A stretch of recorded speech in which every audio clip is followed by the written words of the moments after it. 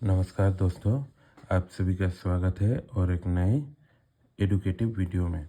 तो आज के वीडियो में हम डिस्कस करने वाले हैं बेसिक कल्चर मीडिया के बारे में। कुछ कल्चर मीडिया पाए जाते हैं मार्केट में, जिसका नाम होता है NA, NB, PDA और MS मीडिया। ये कुछ बेसिक कल्चर मीडिया है जिसके बारे में हम डिस्कस करेंगे। उससे पहले हमें जानना पड़ेगा कि कल्चर मीडिया होता क्या है। एक्चुअली कल्चर मीडिया एक ऐसा चीज़ होता है जिसमें हर प्रकार के न्यूट्रिएंट पाए जाते हैं जो कि ज़रूरत होता है कोई भी माइक्रो ऑर्गेनिज्म और प्लांट के सेल को ग्रो करने के लिए। और ये जो कल्चर मीडिया होता है ये मिमिक करता है नेचुरल इन्वायरमेंट जहाँ पर आपका माइक्रो ऑर्गेनिज्म या प्लांट सेल ग्रो कर पाए व फ्लरिश कर पाए। तो कल्चर मीडिया हम बना सकते हैं लेबोरेटरी में और इसके बहुत प्रकार होते हैं और क्राइटेरिया के बेसिस में हम इसे क्लासिफाई कर सकते हैं। जैसे कि अगर हम एक क्राइटेरिया ले on the basis of chemical composition, अगर कल्चर मीडिया में क्या केमिकल है इसके ऊपर डिपेंड करके हम इसे दो प्रकार में डिफाइन कर सकते हैं। पहला कल्चर मीडिया हम कहते हैं डिफाइन कल्चर मीडिया। इस तरह के कल्चर मीडिया में कितने अमाउंट में केमिकल पाया जाता है इसे हमें पता होता है, इसीलिए इसे हम कहते हैं डिफाइंड कल्चर मीडिया। इसका उदाहरण है M9 minimal medium for bacteria के ग्रोथ के लिए M9 मिनिमल कल्चर मीडिया हम यूज़ करते हैं और इसमें एग्जैक्ट अमाउंट में कौन सा केमिकल है, कितने मात्रा में है, ये सब हमें पता होता है, इसी के लिए हम इसे कहते हैं डिफाइन कल्चर मीडिया। उसी प्रकार से कुछ कल्चर मीडिया ऐसे होते हैं जहाँ पर न्यूट्रिएंट की मात्रा बहुत पाई जाती है, बट यहाँ पर कितने मात्रा में पाई जाती है ये हमें क्लियरली पता नहीं होता। इसका उदाहरण है न्यूट्रिएंट ब्रोथ। और इस प्रकार के मीडिया को हम कहते हैं कॉम्प्लेक्स कल्चर मीडिया। नेक्स्ट है on the basis of physical state. तो इसका मतलब ये है कि आपका जो कल्चर मीडिया है उसका स्टेट क्या है, या वो सॉलिड है या वो लिक्विड है या सेमी सॉलिड है। तो सॉलिड कल्चर मीडिया वो तरह के माइक्रो ऑर्गेनिज्म और सेल को ग्रोथ करने के लिए सपोर्ट करता है जो कि सरफेस में ग्रो करते हैं, ठीक है। तो इट्स सपोर्ट सरफेस ग्रोथ और इस तरह के सेल को ग्रोथ करने में सहाय करते हैं जो कि कॉलोनी फॉर्मेशन करते हैं। अभी कॉलोनी फॉर्मेशन मतलब अपनी ही तरह के सेल के साथ रह के जो एक कॉलोनी बनाते हैं या जो क्लस्टर ऑफ सेल बनाते हैं उसे हम कहते हैं कॉलोनी। तो जो भी माइक्रो ऑर्गेनिज्म जो कॉलोनी बनाते हैं वो सॉलिड कल्चर मीडिया में अच्छी तरह से ग्रोथ होते हैं। उसके बाद आया सेमी सॉलिड कल्चर मीडिया। तो कुछ ऐसे एक्सपेरिमेंट होते हैं जहाँ पर हम देखते हैं कोई भी प्रकार के सेल मूवमेंट को, और सॉलिड सरफेस मीडिया या सॉलिड मीडिया में सेल का मूवमेंट इतनी अच्छी तरह से नहीं होता और टाइम टेकिंग होता है। उसी की वजह से हमें semi solid culture media use करना पड़ता है। मैं बता दूं, सॉलिड कल्चर मीडिया का कुछ उदाहरण होता है जैसे कि पोटैटो डेक्सट्रोस अगर या न्यूट्रिन अगर। याद रखिए सॉलिड कल्चर मीडिया हमेशा यहाँ पर अगर पाया जाएगा। तो अगर is the main component which make the culture media solid. अगर ना रहे तो कल्चर मीडिया कभी भी सॉलिड हो ही नहीं सकता। उसी प्रकार से जब भी आपको कोई भी सेल के मूवमेंट आपको डिटरमाइन करना है और थोड़ी जल्दी करना है तो उस वक्त आपको semi solid culture media use करना पड़ता है। सो मोटिलिटी टेस्ट चेक करने के लिए यहाँ पर आपका अगर का अमाउंट कम होता है। और उसके बाद लास्टली हो गया लिक्विड कल्चर मीडिया।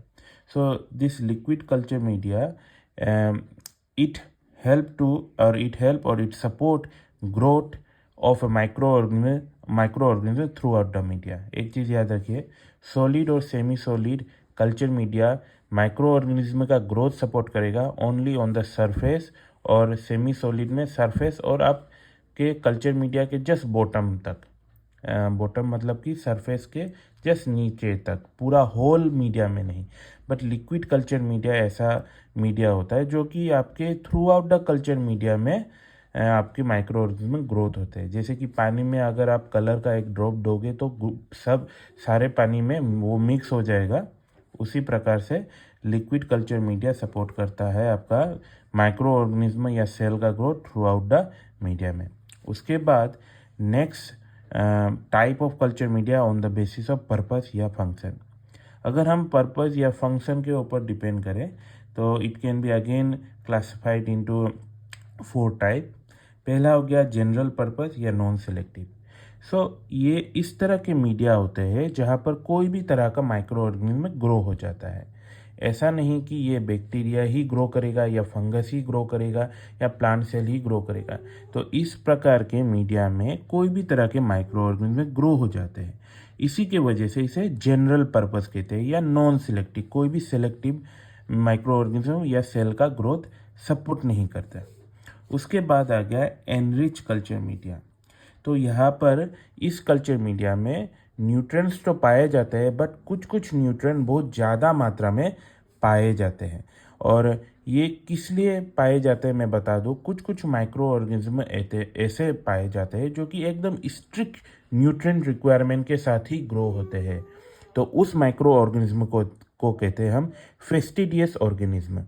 तो ये फेस्टिडियस माइक्रो ऑर्गेनिज्म के ग्रोथ के लिए हमें कुछ तरह के एनरिच कल्चर मीडिया यूज़ करने पड़ते हैं जहाँ पर कुछ मात्रा में कुछ न्यूट्रिएंट मीडिया बहुत ज़्यादा मात्रा में पाए जाते हैं। इसके उदाहरण हैं ब्लड अगर कल्चर मीडिया, चॉकलेट अगर कल्चर मीडिया। नेक्स्ट है सेलेक्टिव मीडिया।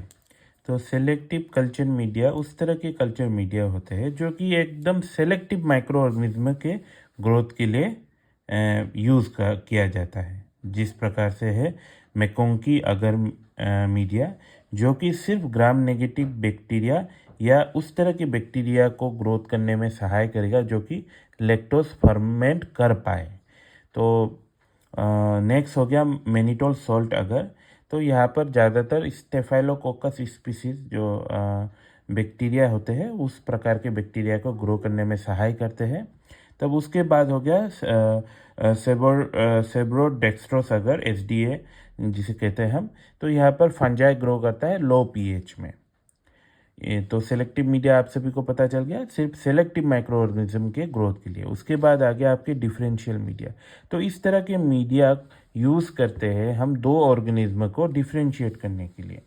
तो इस मीडिया में आपके न्यूट्रिएंट के कॉम्पोजिशन का डिफरेंस होता है। उसी की वजह से कुछ प्रकार के माइक्रो ऑर्गेनिज्म ग्रो होते हैं, कुछ प्रकार के माइक्रो ऑर्गेनिज्म ग्रो नहीं हो पाते। इसका भी एग्जांपल होगा आपका ब्लड अगर मीडिया जहाँ पर आपका हीमोलाइसिस मतलब कि ब्लड सेल के लाइसिस जो कर पाए माइक्रो ऑर्गेनिज्म वही ग्रो कर पाएगा। मैकोंकी अगर मीडिया जी यहाँ पर भी आपका लैक्टोज फर्मेंटेशन या कलर चेंज जो कर पाएगा उस प्रकार के माइक्रो ऑर्गेनिज्म यहाँ ग्रो कर पाएंगे। तीसरा जो लास्ट है आप कल्चर मीडिया को क्लासिफाई कर सकते हैं on the basis of their application या टारगेट ऑर्गेनिज्म। अगर कुछ मीडिया सिर्फ बैक्टीरिया फोकस हो तो उस मीडिया को हम यूज़ कर सकते हैं सिर्फ पर्टिकुलर एक ऑर्गेनिज्म के। ये सिलेक्टिव टाइप होता है, फिर भी इसे हम पर्पस और एप्लीकेशन के बेसिस में हम डिवाइड करते हैं। तो यह बैक्टीरिया फोकस में आपका एग्जांपल आ जाता है न्यूट्रिएंट अगर, न्यूट्रिएंट ग्रोथ या TCA/TCB। तो A होने से अगर, B होने से ग्रोथ होता है।